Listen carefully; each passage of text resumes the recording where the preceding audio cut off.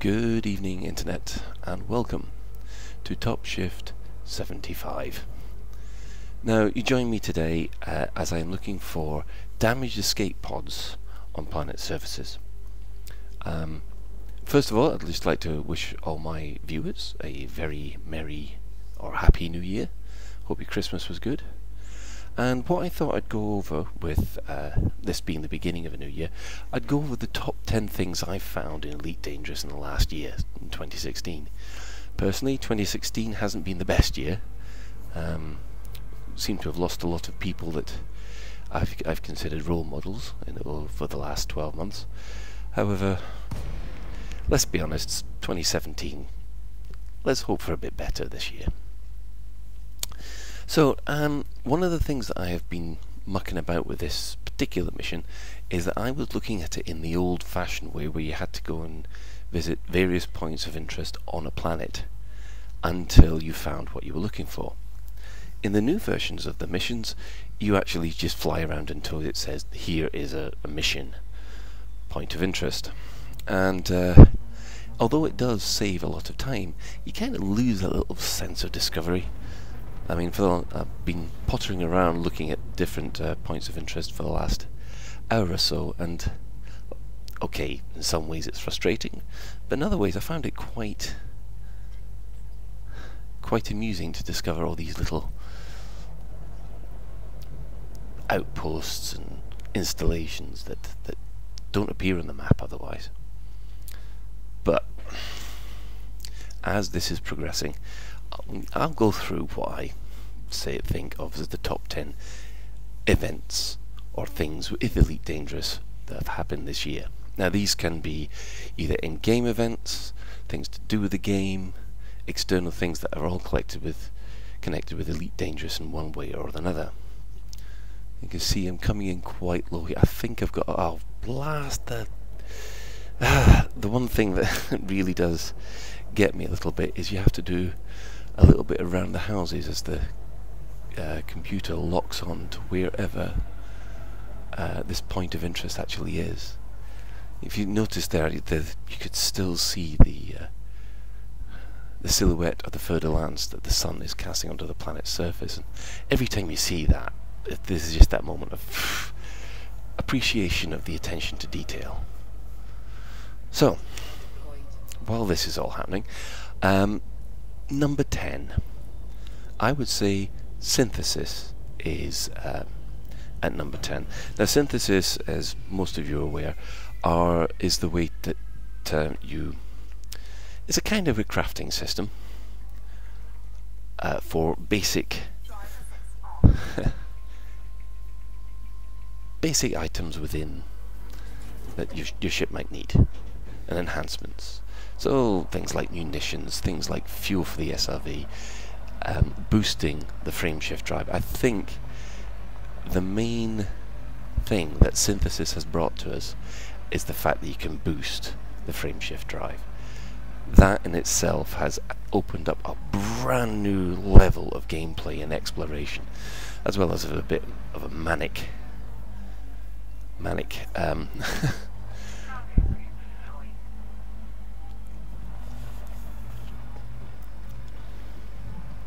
So at 9, I would actually say, and I have to point this out, most people are aware that I've helped with the vehicle combat rules with the Elite Encounters RPG, which is in production from Dave Hughes.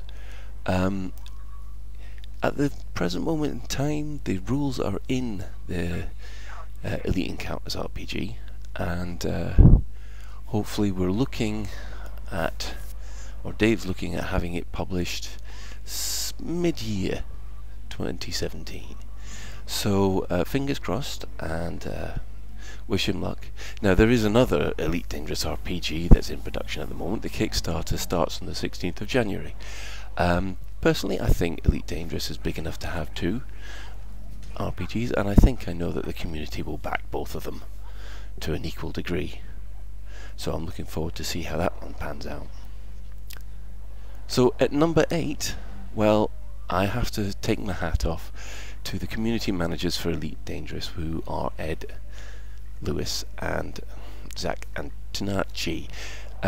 These guys have been organising events and putting on almost daily streams for Elite Dangerous, and they do work quite hard at keeping the community engaged and smoothing ruffled feathers and so on and so forth. And some of the streams with the developers, and I include the ones that David Braben comes on as well, they are probably very entertaining. How Ed manages to keep that level of energy, I have no idea, but good luck to him. Now, in at number 7, I would say passenger missions are a vast improvement. If you look at what has been happening, if you compare Elite Dangerous to... What's happened to the sound?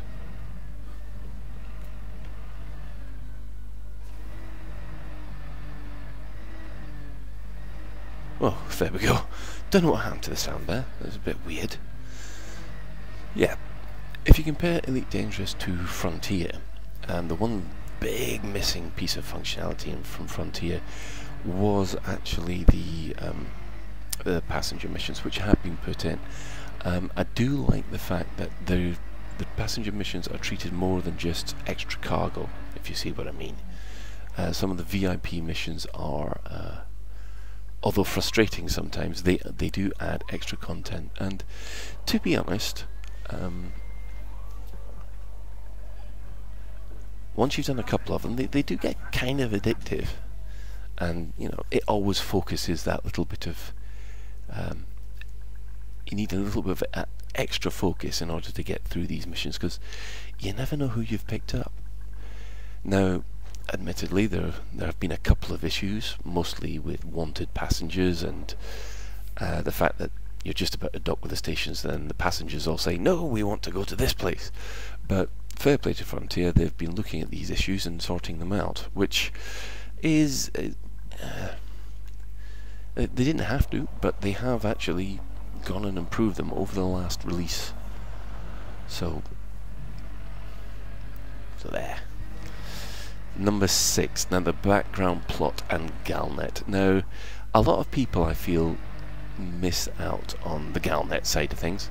The main reason for this, well, when you actually look through the Galnet articles, some of them can be a little dry, some of them can be mostly about power play. But when you have things like the civil war which is going on in EMEA, well, it's not even a civil war actually, it's more like a proxy war.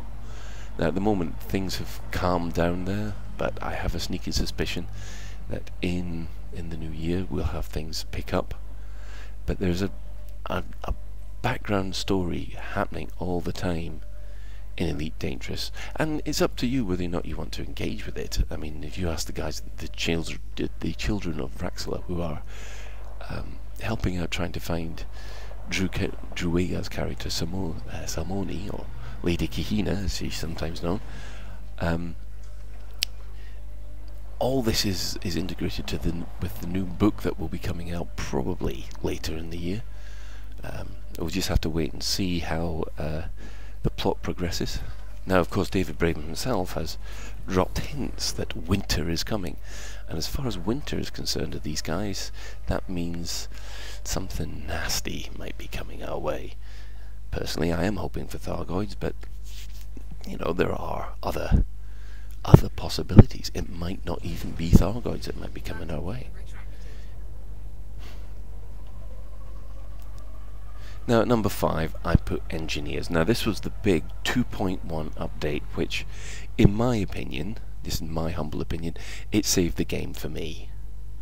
The 2.1 update for Engineers really opened up crafting as far as Elite Dangerous was concerned, and yes, there have been issues, especially with module storage and commodity storage, but Frontier are looking into both of these. Well, they solved the module storage issue in 2.2. However, commodity storage for Engineers, that is still something that they've got under review. Hopefully in the release later in this month and later in January, they'll be dropping the actual commodities required by the engineers as a temporary measure, so that so that we can effectively progress up the engineer ladder faster. For some reason, NPCs love ships that are carrying those kind of commodities for engineers, and even when you're 500, 600 light years outside the bubble, you still get pirates coming after you. I don't think that's of the best. That's not really for the best, but like I said, they will be resolving that. But some of the functions that you can create for the engineer using the engineers has been fantastic. The increased range for the frameshift drive is obviously the most popular. A lot of explorers have taken that, and of course, I'm afraid to say, and this is unfortunately a fact of life, if you're into PvP, you're going to need to have your ship engineered. At the moment, a fully engineered Fer-de-Lance is the preferred PvP ship. I do believe at the moment Frontier are looking at balancing this with military modules, and you'll see those kind of things coming out later in this month. So far, from what I've seen in the beta, they do seem to balance things quite well. The idea being that the Fer-de-Lance is still probably going to be the best PvP ship, but there'll be others which will be a lot closer, and it all depends on when how the community engages with this. Now, the next thing is, on a personal note, for number 4, we've put LaveCon 2016. Now, for those of you who are unaware, I'm also a host on Lave Radio. Now, one of the things that we do every year is we have a conference in Berkshire called LaveCon, and this year we had 300 to 400 people turn up.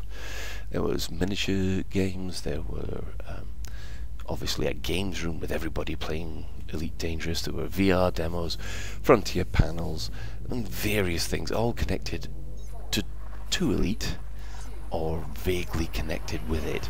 So we had people turn up from America, from Sweden, from far off parts in around the globe, and I must admit, it was such a laugh. And as usual, the midnight rendition of Dockers, that is something which I think it was caused post-traumatic stress disorder and Commander Crash, but we'll leave that for other people to evaluate. The Frontier panel was quite interesting. We also got free skins. Not as interesting, of course, as what happened later in the year with the full announcements for 2.2, but still, it was an absolute fun weekend, and I hope to make it to 2017 as well, for LaveCon 2017. At number 3, now this is connected with the plot, but the absolute highlight so far has been Barnacles and what I call Xenohenge. Since the Barnacles appeared in 2.0, it's caused a heck of a lot of excitement. What are they? Why does the meta alloys cancel out other things? It has certainly added an extra edge and depth to Elite Dangerous, and hats off to the Canon research group, who have been meticulous in searching out these answers. But without a doubt, the shocking reveal for Xenohenge, which if you go back a few videos, you'll see me flying around the alien runes that were discovered. The way that those were discovered by somebody effectively looking up where the stars were in the trailer and then working out where it is, that was some serious out the box thinking. But it's nice to know that these things are in the game, and I do believe that Xenohenge, with the next release, it will be we'll be able to unlock its secrets with the next release from Elite Dangerous. So I'm really looking forward to what comes next as far as these alien artifacts are concerned. Finally, at number 2, we have the highlight, in my opinion, of 2.2, which were the fighters. Now, I am partial to a bit of CQC. I really enjoyed playing CQC over the last year or so, but now that we've got the Falcon, the Imperial Fighter, whatever that one's called, I think it's just called Imperial Fighter now, we now also have a Taipan. These three fighters have given my T9 exactly what it needs to defend itself, and for that I'm very, very grateful. You see, the one thing about being a trader is that if you were jumped by anything stronger than, say, a Cobra, you stood no chance. But now, thanks to those fighters, you've now got a fighting chance, and not only because of the because you've got your co-pilot that can help out, you can also abandon the fighter while you make a run for it. So you can fly about that fighter, fighting off and distracting your attacker, while your main ship makes a run for it, and then you don't leave the pilot behind. The pilot is always on your ship, so they are disposable glass cannons, and it's a fantastic idea. And the fact that you lose your fighter, if you lose your ship, you lose your pilot. It adds your fighter pilot. It just kind of adds that little bit of XCOM attachment you get with your co-pilots. So all in all, I think it is one of the well, it is the best feature of 2.2, and second best feature of the whole of Season 2 of Elite Dangerous. Which brings me, of course, to the number one, and this is what I'm doing at the moment. It's landing on planets. Well, admittedly, we haven't got atmospheric planets yet, and some of the features when the game came out were lacking. In fact, to be honest, the mission system which came out with the original 2.0 wasn't up to snuff. Thankfully, it was fixed in 2.1. But just the fact like this of landing on a planet and then driving about in it on an SRV, that's more than we used to be able to do with Frontier. And just for that alone, it gets the number one spot. And you can see, even as we're on approach here, the dynamic shadows from these installations, and it genuinely feels, especially if you've got a graphics card that can handle the high definition, it feels like you're landing on Mars or landing on other barren facilities. And let's be honest, driving around in the SRV is fun.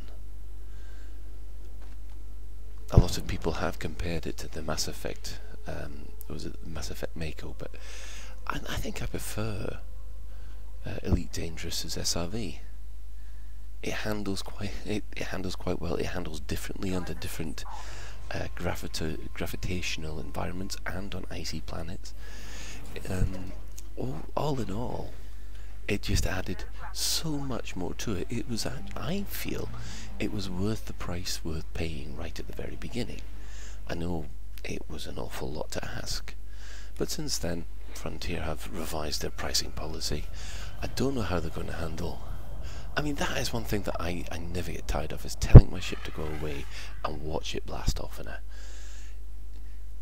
Thunderbirds type manner. It's absolutely fantastic.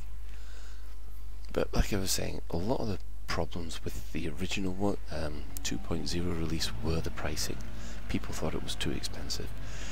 Thankfully, Frontier have now sorted that. I think they've got the right balance, and as of this moment, I think paying 25 quid to upgrade from standard Elite Dangerous to Horizons is well worth it, especially with everything else that's gone in. So, there you have it. Now, at the moment, I'm trying desperately to find some skimmers to shoot. I think this base is a little bit more of a hard nutcase to look at. But one of the other things I was going to do, as you know, the PlayStation 4 version has been announced. However, I do have a commander on the Xbox that I'm doing nothing with. So what I've decided to do is that starting in the new year, probably sometime early January, I'm going to fly not a stock Sidewinder, but an A-rated Sidewinder from the bubble all the way out to Colonia. And I'm going to try and stream it as much as I can from the Xbox, because apparently you can on Twitch. So if you'd like to join me at this mad endeavour, I hope to do it a couple of times a week. So see how far I can get in a Sidewinder heading to Colonia. If Grant Psycho Cow Woolcock can almost make it... Oh, Jesus Christ! I'm under attack! But yeah, if Grant Psycho Cow Woolcock can almost make it in an Orca, I'm sure I can almost make it in a Sidey. So... Oh, ow! Jesus, this is a little bit more tougher than I was thinking. This was supposed to be a harmless rated mission as well. These things are not harmless. I'm after skimmers. Where are the bloody skimmers? Ow! You know what? I don't think I'm going to survive all that long out here. I've got two spaceships up above. I've got several turrets. Two turrets having a go. Oh! And there we have it. Well, I think we'll take this opportunity to wish you all good night. And we're only halfway through Season 2 of Elite Dangerous, so let's look forward to see what's coming in 2017. And hopefully some real surprises for Season 3. I think we've got a bit of more of a surprise coming in Season 2. I might as well point out at this point, I've been informed that what I should have done is not attack the base directly. Apparently I should have gone to points of interest around the base, and there I would have found skimmers to actually deal with. Ah well, you live and learn. But on that note, thank you for joining me. I hope to see you if I'm trying to get to Colonia, and as usual I will probably be on at Lave Radio as much as I can. So, Happy New Year to you all, and good night.